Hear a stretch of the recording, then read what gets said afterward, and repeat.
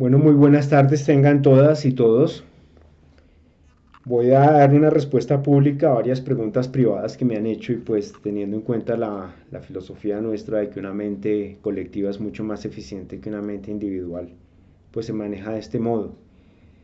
Aparte de que yo imagino que muchos de ustedes de pronto tienen las mismas dudas, las mismas inquietudes, pero no han hecho la pregunta como tal. Me preguntan mucho sobre el tema religioso y utilizan la palabra religión. Me parece espectacular que hagan esa pregunta porque este tema hay que dejarlo claro. Normalmente cuando uno coge las cosas y las mete en un conjunto en donde se titula religión, esa palabra tiene una cantidad de tabús y se supone que no se puede tocar porque entonces se afecta la susceptibilidad de muchas personas y hay que ponerse guantes blancos y es algo como intocable. ¿Realmente qué es una religión? La religión es una ideología, no es más. Toda religión, las que ustedes quieran mirar, son una ideología, es un paquete de información que te entregan para que tú lo conectes con el procesador mental que llevas sobre los hombros y básicamente empiezas a vivir en función de la creencia que tengas dependiendo de la información que te hayan dado. Porque recordemos que el sistema de creencias que cada quien tiene corresponde a dos factores, tiempo y geografía.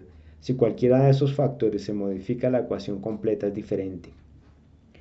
Eso es una religión, no es más. Porque se diferencia muchísimo de lo que es una escuela de pensamiento, que es el caso de nuestra orden. Porque las escuelas de pensamiento básicamente dan unas herramientas, dan unos elementos para que las personas saquen conclusiones por sí mismas y puedan pasar una disciplina, unos sistemas guías de pensamiento que modifiquen su lectura del entorno, que sea una lectura ojalá entre lo más real posible, porque la gente pues sufre es por la irracionalidad con la que piensa, y de alguna manera se coloquen en un teatro de vida un poco más amable. Esto pasa si una de las decisiones previas que toma las toma de una manera más asertiva. El tema de pensar de manera hábil o de manera inhábil. El Buda utilizaba en algunos sutras esas palabras. Nosotros sí, efectivamente trabajamos con el Canon Pali, pero el Canon Pali nosotros lo tamizamos, el Canon Pali lo filtramos a través del principio de parsimonia, ¿sí? La navaja de Ockham. Porque de no serse así simplemente estaríamos con una mente dogmática, y una mente dogmática se caracteriza porque tiene un cerebro hueso, porque pensar requiere esfuerzo, es mucho más fácil vivir en una mente ajena y que la gente le diga a uno qué hacer. Ahí entramos en el tema de las sectas, que ya les voy a explicar cómo identificar una secta. Me preguntan en ese orden de ideas por el Abhidhamma. El Abhidhamma, les comento, el Abhidhamma no es un libro de ciencia, no es un libro que se haya tamizado. Si bien el Abhidhamma tiene el mayor aporte que tiene, básicamente es que le da nombre y forma a una cantidad de procesos emocionales que todos tenemos, que sin ese nombre y esa forma pues sería difícil identificarlos y por ende mucho más difícil gestionarlos. Nosotros trabajamos mucho con una de las bases del Canon Pali, que es el pensamiento crítico. Hay un sutta que pasa por encima de muchas personas sin pena ni gloria. Es el Sutta Kalamas. Este sutta yo creo que es el primer discurso sobre pensamiento crítico y es de 2133 años antes de que René Descartes naciera, básicamente. Es un discurso que el Buda da a los Kalamas en donde les explica que básicamente que no crean en nada ni en nadie, ni porque sea cultural, ni porque sea tradición o porque la persona que lo dice tiene autoridad para decirlo. De hecho, hay una parte en la que habla de que no confíen ni siquiera en su lógica y en su inferencia. Y una persona, por ejemplo, que no tenga conocimiento de cómo funcionan los sesgos cognitivos, por dar un ejemplo, el sesgo de contraste, la heurística de disponibilidad, la percepción selectiva, el sesgo de supervivencia, el sesgo de confirmación, pues no va a entender esta parte, pero una persona sesgada definitivamente su lógica y su inferencia no están funcionando. Entonces, si uno aplica el principio de parsimonia, ¿con qué trabajamos? Con la parte fantasiosa imposible de falsar, o trabajamos con la parte lógica que da resultados concretos y que sí es posible de falsar. Nosotros trabajamos es con esta última. Como les decía, nos guste o no, la estructura base de la propuesta del Buda son las cuatro nobles verdades, que es la misma estructura del pensamiento científico. Básicamente es un proceso de observación, un proceso de hipótesis del fenómeno que se está observando, una predicción y una experimentación. Y es más, el octuple noble camino, que es la parte de la experimentación, tiene la correcta comprensión previa al correcto pensamiento, porque si uno no tiene una correcta comprensión del tema que sea, pues tampoco va a tener un correcto pensamiento. Y la otra, si traspolamos las otras dos pilares de este sistema de pensamiento, lo que es la ley de la condicionalidad y la ley del origen dependiente, incluso en biología se pueden superponer y casan perfectamente con el tema evolutivo.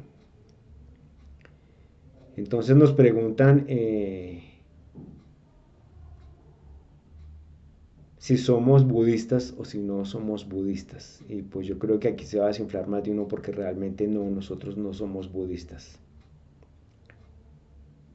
Porque de hecho la propuesta del Buda es una actividad, es algo que se hace. Es imposible ser eso. Dentro del budismo étnico sí es posible ser budista. Y de hecho, si lo que ustedes buscan son escuelas en donde haya un maestro que se autoproclame como iluminado o que tenga la capacidad de iluminar a otras personas, es posible que las encuentren.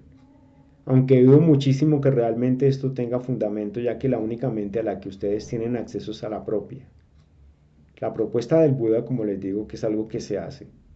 Básicamente lo que da es las herramientas, da los elementos para que ustedes aprendan a modificar la información con la cual están operando y de alguna manera esas unidades de información que ustedes utilizan de contraste sean más eficientes a la hora de darle una lectura al entorno. Yo creo que eso es más que suficiente. Si uno aprende a pensar de manera hábil y a no caer en tantos aparatos de captura, pues ya eso es mucha ganancia. El aparato de captura realmente también es muy diferente a lo que es una escuela de pensamiento. Los aparatos de captura se identifican, que son los que manejan las sectas, por cuatro elementos muy básicos. El primero es que cuando tú caes en un aparato de captura y o secta, porque es lo mismo, recordemos que hay religiosas, políticas, comerciales, sociales. Lo primero es que recibes un bombardeo amoroso total. Todo el mundo te quiere. Básicamente tienes una mamá putativa, un papá putativo, todo el mundo te ama. Lo segundo es que la solución que te están presentando, sea para hacer dinero, sea para salvarte, sea para lo que sea, es única. El cuestionamiento no existe. Lo tercero es que si por alguna razón te atreves a cuestionar y te atreves a cuestionar una solución única, llega la cuarta característica y es que te condenan al ostracismo. Y literalmente ese amor que te dieron de la noche a la mañana desaparece. Y recalco, por eso nosotros no somos budistas. Aquí no encuentran budistas ni maestros iluminados. Encuentran personas que trabajan en una escuela de pensamiento muy eficiente a la hora de darnos elementos para empoderarnos de nuestra existencia aquí y ahora. Para finalizar, hay un cuento zen muy bonito que habla de que la gente antes de que se ilumine alcance el nirvana, la ataraxia, la iluminación, llámenlo ustedes como quieran. Un árbol es un árbol, una montaña es una montaña y un río es un río. Y después de que se iluminan, descubren que el árbol es un árbol, la montaña es una montaña y el río es el río. Yo creo que aprender a darle una lectura a la vida aquí y ahora de manera asertiva y aprender a autogobernarnos y caer en menos despeñaderos y en menos aparatos de captura y aprender a respirar por nuestra nariz y sostenernos en nuestros propios talones ya es más que suficiente. Pero si ustedes lo que buscan es, no sé, una experiencia metafísica de maestro ascendido, escuelas de esas es lo que hay. Y budistas así son lo que hay. Les repito, nosotros no somos budistas, porque esto es una actividad, no es algo que se es. Entonces espero que esto les aclare mucho la duda a muchos y esto es un tema de trabajo, de entrenamiento y de estudio. Aquí no hay nada mágico. Cuídense mucho todos y todas y muy fuerte abrazo.